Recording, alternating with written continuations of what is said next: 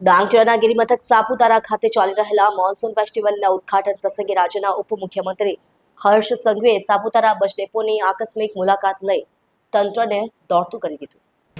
મુલાકાત દરમિયાન ઉપમુખ્યમંત્રીએ બસ ડેપોમાં દિવ્યાંગ મુસાફરો માટે બનાવવામાં આવેલું શૌચાલય બંધ હાલતમાં જોવા મળ્યું। આ જોઈને હર્ષ સંઘવીએ ડેપોના કંટ્રોલરને ઉઘાડી ટકોર કરી। ઉપમુખ્યમંત્રીએ તાત્કાલિક સૂચના આપતા કહ્યું કે પ્રવાસીઓ અને દિવ્યાંગ નાગરિકોની સુવિધા માટે જે વ્યવસ્થા ઊભી કરવામાં આવી છે તેનો લાભ મળવો જ જોઈએ। શૌચાલયનું તાળું તુરંત ખોલી સેવા શરૂ કરવા આદેશ આપ્યો।